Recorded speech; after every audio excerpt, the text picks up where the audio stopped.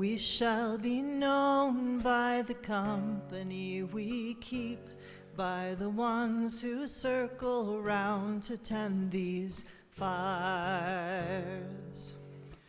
We shall be known by the ones who sow and reap the seeds of change alive from deep within the earth. It is time now. It is time now that we thrive. It is time we lead ourselves into the world. It is time now, and what a time to be alive. In this great turning we shall learn to lead in love. In this great turning we shall learn to lead in love. Please join us. We shall be known by the company we keep, by the ones who circle round to tend these fires. We shall be known by the ones who sow and reap the seeds of change alive from deep within the earth. It is time now. It is time now that we thrive. It is time we lead ourselves into the world. It is time now, and what a time to be alive. In this great turning we shall learn to lead in love. In this great turning we shall learn to lead in love. We shall be known by the company we keep, by the ones who circle around to tend these fires. We shall be known by the ones who sow and reap the seeds of change alive from deep within the earth. It is time now. It is time now that we thrive. It is time we lead ourselves into the world. It is time now, and what a time to be alive. In this great turning we shall learn to lead in love. In this great turning we shall learn to lead in love. In this great turning we shall learn to lead in love.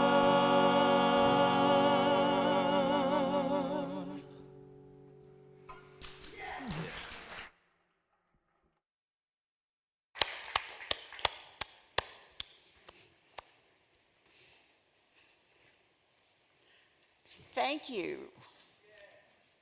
And good morning. Welcome to the Boulder Valley Unitarian Universalist Fellowship. Welcome to you who are here in person today, and welcome to you on Zoom. I'm Gloria Pearlstein, today's service leader. My pronouns are she and her. And I'm joined today by Service Associate Eric Williams, by today's wonderful musicians, Michaela Sievers, Daniel Fields, and Jeremy Dion. And Deborah Mensch is doing double duty today. She sang and she's part of the tech team along with Mary Stackpole and Paula Zimmerman. As I say the welcome words today, I invite you to really take them into your mind and your heart. You are all welcome here today.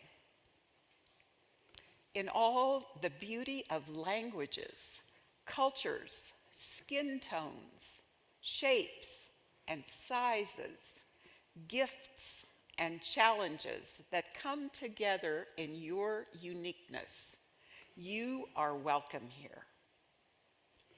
In all the ways that you experience and express gender, you are welcome here. In the beauty that is who you love and how you love, you are welcome here. In all the ways you make your living and the places you are from, you are welcome here. With all the traditions that inform your spiritual life, you are welcome here today. No matter how long you are away or how soon you will return, you are welcome here. Whether you come with laughter in your heart or tears, you are welcome here. You are invited to join us with a curious mind, a loving heart, and a willing spirit. We welcome you here today. If you're new here, we're glad you found us and hope that in this community, whether you're with us in person or virtually, you can experience the warmth and the love of this congregation. Please come back a few times to really get to know us. We have many opportunities during the week for social connection and for spiritual growth. If you're on Zoom, you can check out the links in the chat to help you get started. And if you're here in person, please stop by the welcome table in our foyer if you'd like more information about the fellowship or our newcomer form. That form is also on the QR code in the back of our hymnal. Now, our board president, Janet Meyer, has a special announcement.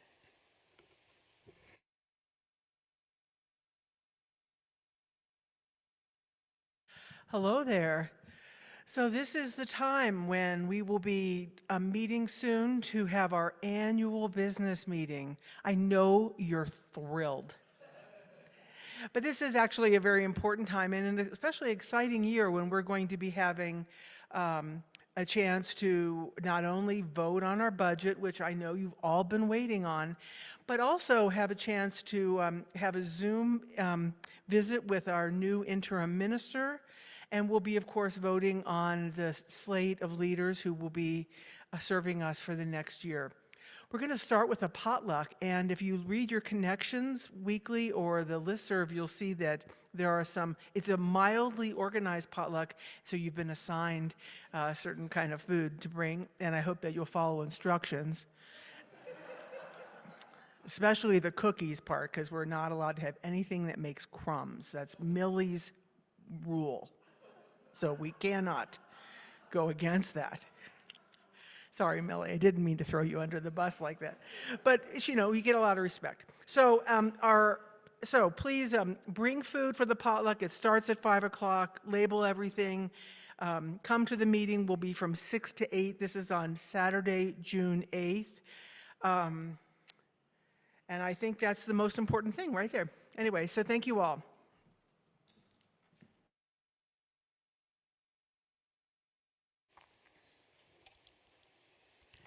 So the meeting is on June 8th. You forgot something? Okay. We still need volunteers. That's the important thing. So please talk to Millie if you're willing to volunteer to help set up, clean up, be a part of that. Don't forget that part.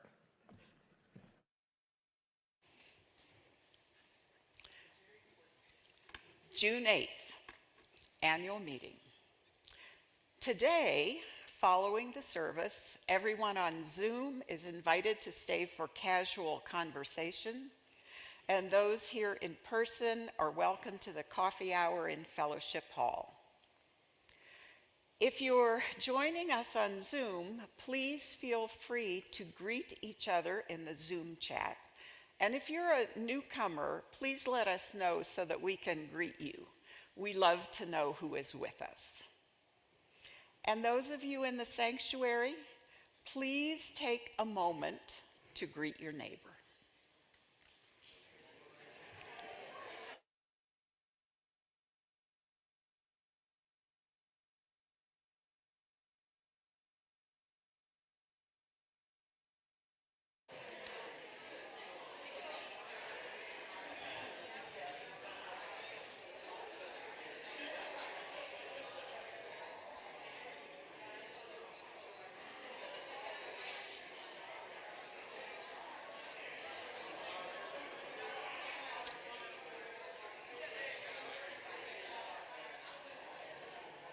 We will have more time for greetings after the service.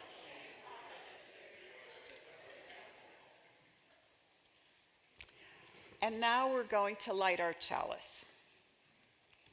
If you have a chalice at home, you can light it with us as we light the fellowship chalice. Please say the words with me as Eric lights the chalice. We light this chalice for the warmth of love, the light of truth, and the energy of action. And now I'll sing our bowl again, inviting it to draw you deeper into the present moment and this, our beloved community. Follow the sound of the bowl into about a minute of silence.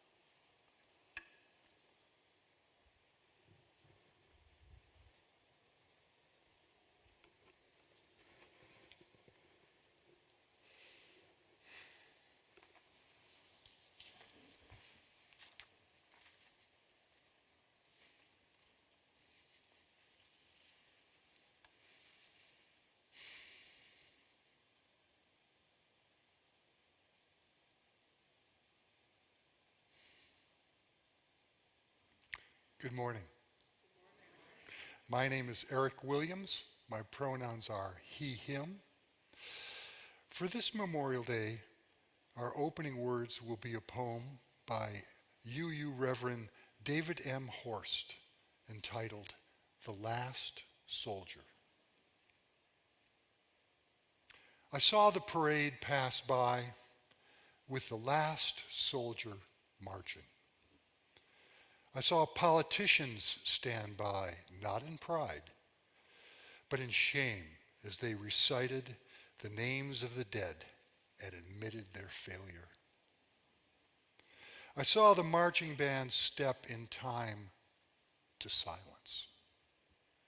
No more hymns of glory could they play. I saw mothers and fathers say, no, I will not sacrifice my child on the altar of national pride.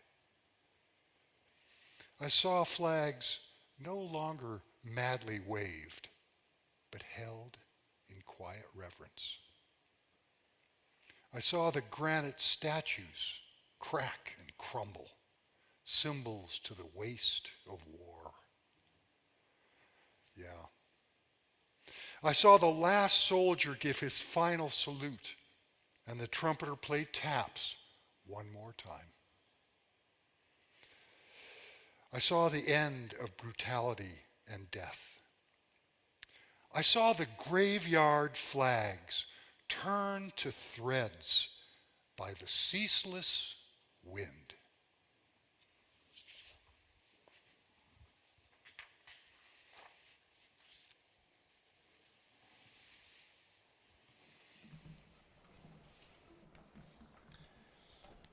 We have the opportunity to sing together, so this will be in your gray hymnal 159, 159. This is my song. Feel free to rise in body or spirit and join in song.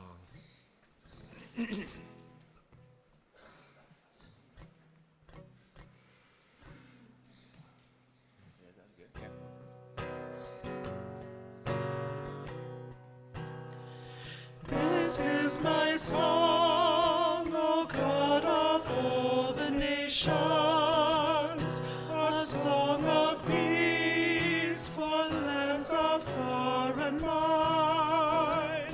This is my home, the country where my heart is. Here are my hopes, my dreams, my holy shrine. But other hearts in other lands are beating with hopes and dreams as true and high as mine.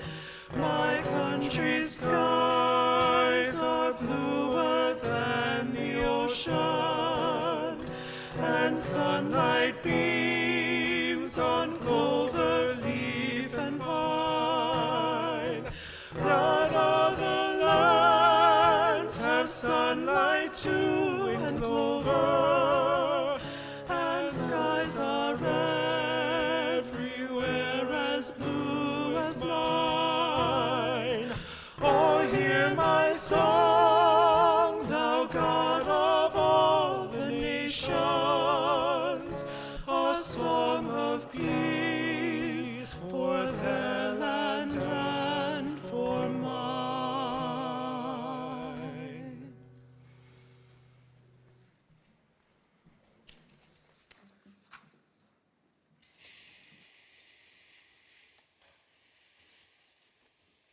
Let's all just take a deep breath. Thank you. Let's face it, for most of us, Memorial Day is a lark. A welcome 3-day weekend at the end of May with summer just on the horizon. Many of us have followed our bliss right out these doors and are elsewhere right now taking good care of ourselves. And those of us here this morning in the sanctuary and on Zoom, we are also taking good care of ourselves. Either way, I hope we're all savoring this delicious late spring Sunday. I have a few things to say about the history and meaning of Memorial Day. Did you know it was originally called Decoration Day because of an ancient ritual? Since at least Roman times, people have honored their fallen soldiers by scattering flower petals on their graves, a poetic act of love and respect. This practice continued in Europe through the Middle Ages and came to America with the Europeans. Our own history has provided plenty of opportunities for scattering those flower petals on graves. We Americans have fought at least 12 wars since our nation began. At least 140,000 Americans have been killed in war, and countless others have been grievously wounded, physically and emotionally. More than half of all those casualties were in the Civil War, by far our bloodiest conflict to date. 150 years later, it's still painful to contemplate such suffering and loss. In the aftermath of that terrible time, the first Decoration Day ceremonies began to emerge, and one of the very first was in Charleston, South Carolina. According to David Blight's 2001 book, Race and Reunion, The Civil War in American Memory, the people of Charleston knew that in the waning months of the war, a local racetrack had been used as a prisoner of war camp for captured Union soldiers. At least 250 prisoners died there and were hastily buried in unmarked graves. Now remember, At the end of the Civil War, the Confederate soldiers themselves had very little to eat. So you can imagine how these Union POWs were treated. A large group of newly freed slaves and white missionaries wanted to give these fallen Union soldiers a proper burial to honor their sacrifice. So in the days leading up to the event, they reorganized the graves into rows and built a 10-foot tall white fence around them. An archway overhead spelled "Martyrs of the Race Course" in black letters. A full day of speeches, parades, and picnics followed, with 10,000 mostly black people in attendance. In the afternoon, 3 regiments of Union troops marched around the graves and staged a drill. This was considered a high honor at that time. Now, like other important moments in Black American history, this one was almost forgotten until Blight's book brought it to national attention. I think for many Americans, the meaning of Memorial Day itself is nearly forgotten. But let's remember this. We cannot celebrate the spirit of this day. We can only stand in silence to remember the terrible cost of war, of force, of using violence to achieve an outcome desired by our nation's leaders, whether for the noblest reason or for merely political advantage. We have seen both in my lifetime. Reverend David Pyle, UU minister and military chaplain, put it better than I could. He wrote, "The true meaning of Memorial Day is to remember. It is to remember that the cost of war is almost always too high. The true meaning of Memorial Day is not just to honor our dead, but to remember the price they paid, to remember the price their families paid, to remember the physical and psychic wounds that the survivors of war on all sides carry with them till the end of their days, to remember the lives never lived, to remember the horrors unleashed upon civilian populations by the tools of modern warfare, to remember the loss to our national image and innocence, to remember the loss of possibility, to remember." And he goes on, "I want to cease thinking of Memorial Day as if it were a holiday. It is not. I want to end the Memorial Day sales and picnics, the trips to the lake and the hamburgers and hot dogs with stars and striped napkins. We should never celebrate Memorial Day. I want Memorial Day not to be a holiday, but a national day of mourning, a national day of remembering. Never again. Remember me." End quote. So I would like you to join me now in 2 full minutes of silent remembering. I'm going to time it because 2 minutes feels like a long time.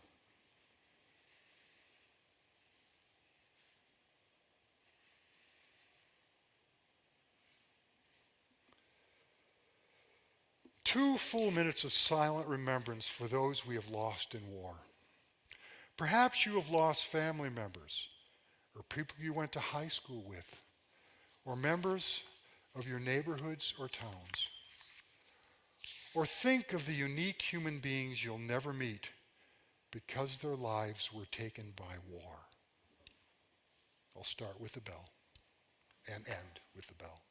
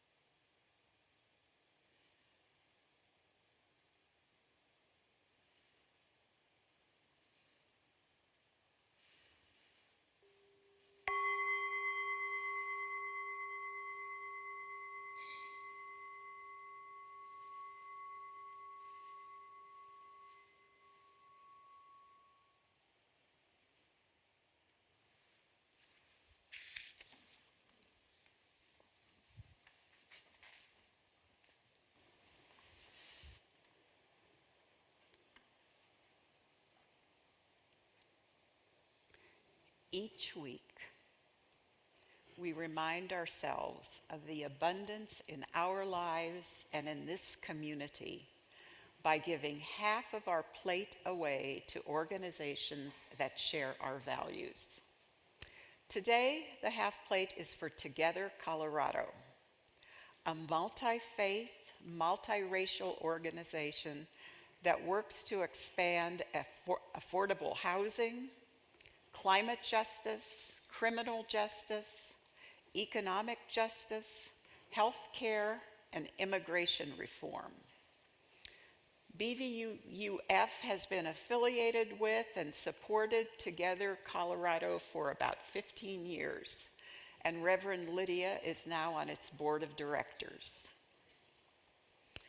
By building a community that better serves us all, Together Colorado is helping to bring more justice, prosperity, and peace to our beautiful state. If you'd like to know more about the work of Together Colorado, look for Julie McKenzie or Anne-Marie Jensen during coffee hour. Are you both in here? And if so, can you raise your hand?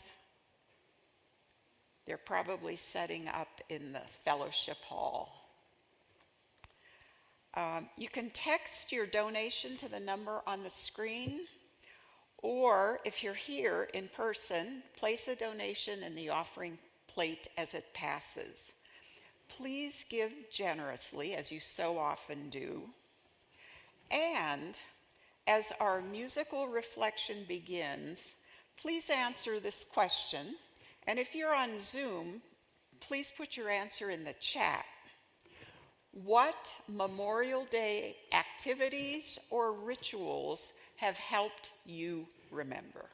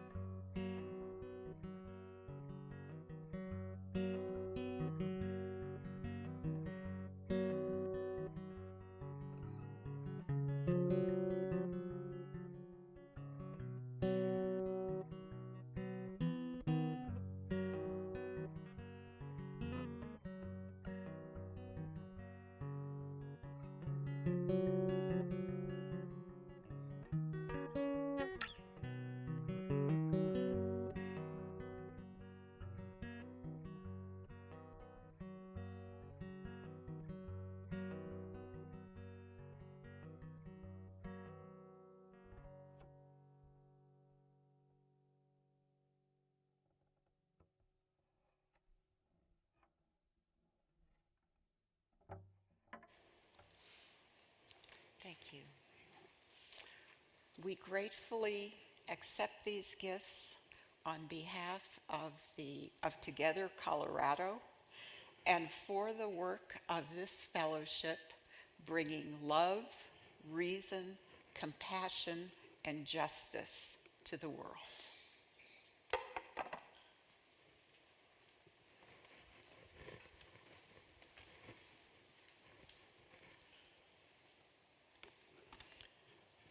And now I invite you into our time of sacred sharing, our time of community connection.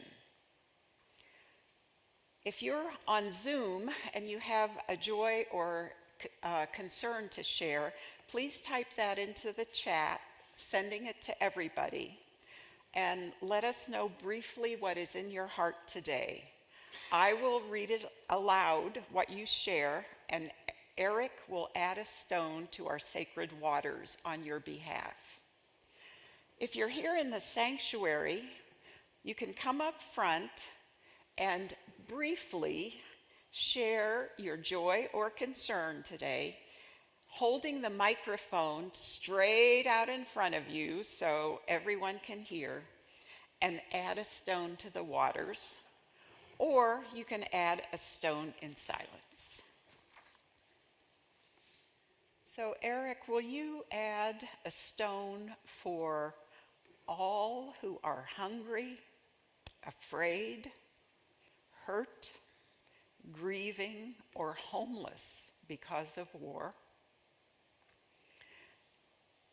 And one last stone for any joys and concerns that remain in the silent sanctuary of our hearts, knowing that even in our silence, we are bound together in the web of life.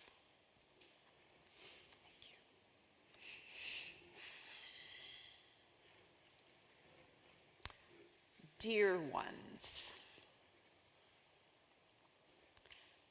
in our joys and our sorrows, whether our hearts are full of love and joy or breaking, may we all be a blessing to each other and to the world around us. And may we bless all that is and bless all who are with peace. Amen.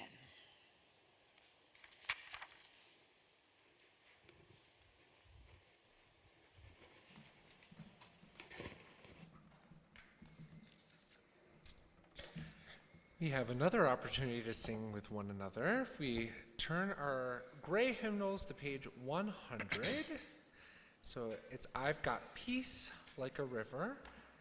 Please rise in body or spirit for hymn 100.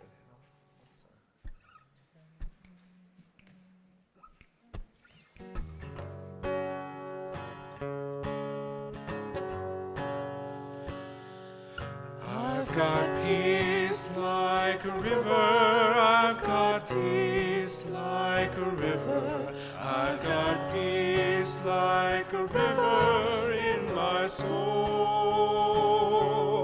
I've got peace like a river, I've got peace like a river, I've got peace like a river in my soul.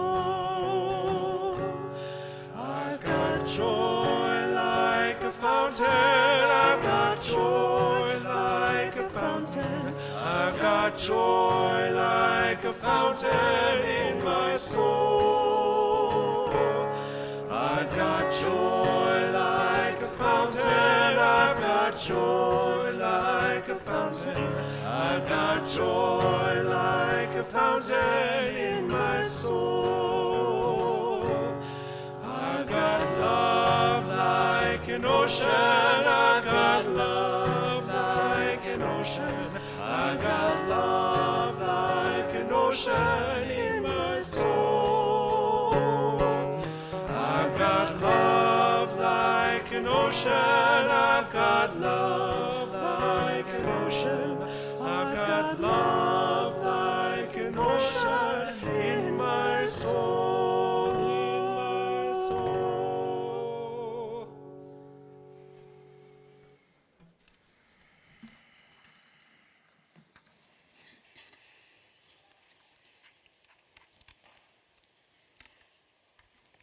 I don't know if there will ever come a time of no more war.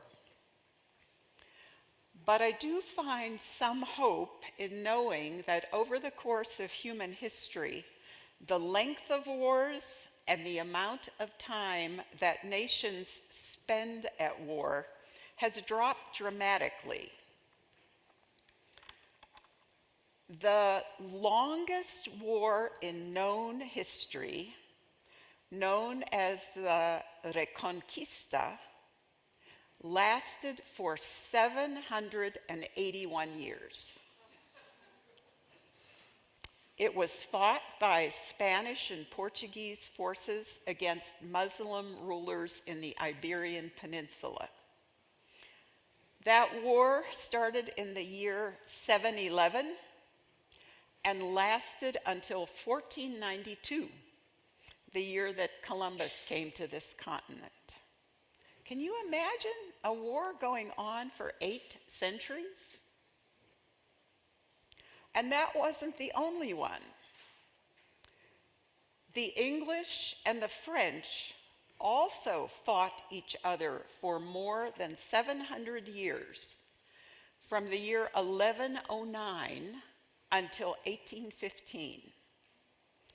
Now, granted, there were some short gaps in these long wars, but usually just a few years between major battles. Steven Pinker, who is a professor at Harvard, looks at the history of war in his book called Enlightenment Now. Pinker writes, and this is a quote, "For most of human history, war was the natural pastime of governments." He points out that between the years 1500 and 1700, the great powers of the times were at war between 75% and 100% of the time. Today's great powers, with a few exceptions, are almost never at war. As Eric noted, in the 260 years since our nation was formed, we've been involved in 12 major wars. The longest one lasted 20 years, and that was the war in Afghanistan. But most of the wars that we've been involved in have lasted for 5 years or less. Steven Pinker says that the decrease in wartime largely resulted from a major shift in thinking that occurred between the 1600s and the 1800s. During those centuries, which are often called the Age of Enlightenment, progressive thinkers looked for new ways to understand our human condition. And those centuries produced a multitude of new ideas that promoted 4 major themes. Those themes were reason, science, humanism, and progress. To me, it sounds like a blueprint for a UU fellowship. Things we still believe in. The Age of Enlightenment thinkers believe that humanity's best route to humanitarian and moral progress was through human institutions. Human-made systems like governments, law, schools, international bodies were seen as the best ways to promote the betterment of human beings. And concepts of betterment included less war and more peace. Earlier, war had been so common that it was seen as a permanent part of the human condition. But during the Enlightenment, thinkers began to see war as a human problem that could be solved. In 1795, German philosopher Immanuel Kant, who was one of the Enlightenment's central thinkers, proposed that nations should agree to make war illegal. That was a radical idea at the time. Kant also thought that wars could be reduced by promoting democracies, setting international norms against conquest and interference in another country's affairs, allowing freedom of travel and immigration, and setting up a federation of countries that would adjudicate disputes between those countries. So Kant was essentially advocating pluralism, having people from different backgrounds and different countries work together for good. Many of Kant's so-called radical ideas were actually adopted, finally, during the 20th century. Despite 2 world wars, the 1900s were another era of great progress. The United Nations was formed in 1945, when 51 countries agreed to wage war only in self-defense or with the approval of the UN Security Council. The UN now has 193 member countries, nearly all of them. And since the UN was founded, a number of mechanisms have been set up to limit the ways that wars may be fought. There are now rules for war, definitions of war crimes, and an international court for war crimes. These institutions, as we know, and these mechanisms are not foolproof. We can see that from the nightly news, from reports about Gaza and Ukraine, from the fact that Palestine is not a member of the UN because a few key countries, including the US, have blocked its admission. From the fact that a year-long civil war in Sudan has killed at least 15,000 people, displaced millions, and created what the UN is calling one of the worst humanitarian disasters in recent history. Yet, I seldom hear about that war in that war in Sudan on our news. So, I'm going to get up some water, excuse me.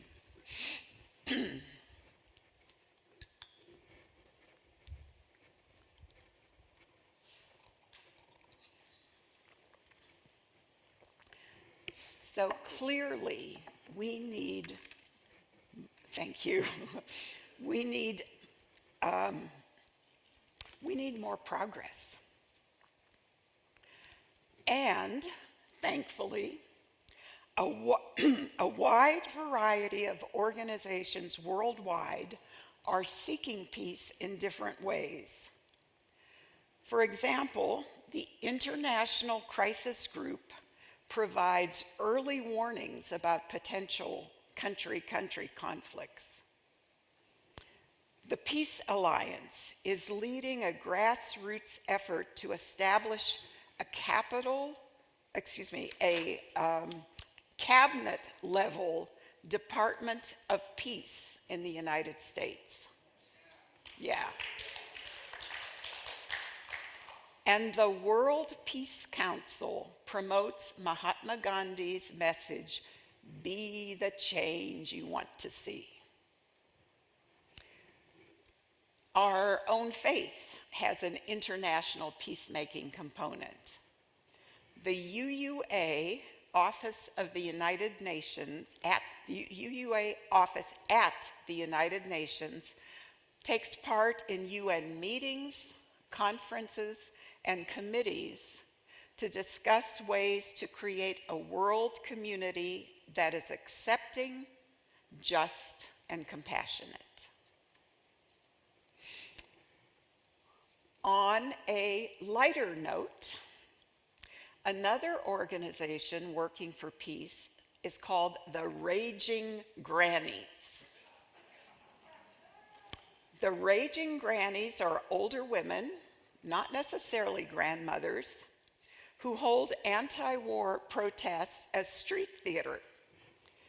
They dress in bright clothing and shawls, and you can see from the slide, this is the Seattle Raging Grannies. They've got aprons and hats, and they sing songs that are familiar melodies to which they have written protest lyrics. And I will say one of those songs, which is set to the tune of Side by Side, and it goes, we are a gaggle of grannies, urging you off of your fannies. We're telling you boys, we're sick of your toys, no more war. Yeah. So these, I should say this group was founded in Victoria, British Columbia in 1987. And since then, other chapters, which they call gaggles, have formed in other places. And there are now more than 60 gaggles of grannies across the US, Canada, and a few other countries. So these are the Chicago gaggle of grannies. I'm sorry, the Seattle. And besides protesting war, all of these groups also stage rallies for other kinds of social justice, like the reproductive rights and wage justice. And I think here we have the Madison, Wisconsin gaggle of grannies. Again, you can see somebody's set up with a guitar. They've got wonderful hats and colorful costumes, and they just really want to get attention for this cause. And I see the Raging Grannies' use of creativity and humor to protest war as a testament to the human spirit. Their way of opposing war and seeking peace is certainly different from those of other more serious organizations. But peacemaking is an ongoing activity that can certainly use all possible effective methods. And peacemaking is needed at all levels, internationally, within nations, in communities, in families, and within each of us. May peace truly flow like a river in us all. And in closing, I would like to invite you to exchange the peace greeting with one or two people sitting around you. If you're on Zoom, you can exchange this greeting through the chat. And this is a greeting used in many religious traditions. One person says, "Peace be with you," and the second says, "and also with you." So I invite you to exchange.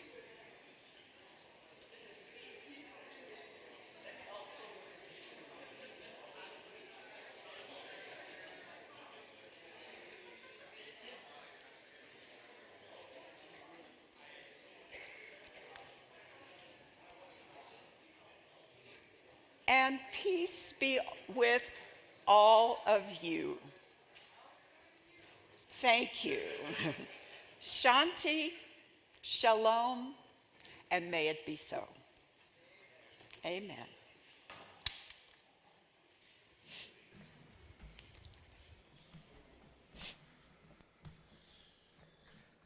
And we have our final opportunity to sing together this Sunday, and it will be in our gray hymnal yet again on 131. 131, Love Will Guide Us. Please rise and body your spirits if you wish. Yep, that's good. Love will guide us, peace has tried us, hope inside us will lead the way on the road from greed to giving. Love will guide us through the hard night. If you cannot sing like angels, if you cannot speak before thousands, you can give from deep within you. You can change the world with your love. Love will guide us. Peace has tried us. Hope inside us will lead the way on the road from greed to giving. Love will guide us through the hard night.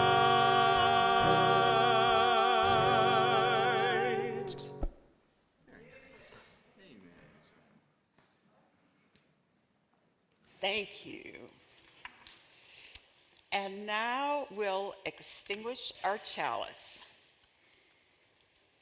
We extinguish this chalice, but not the warmth of love, the light of truth, nor the energy of action. These we carry in our hearts until we meet again. And I invite you to stand up, join hands.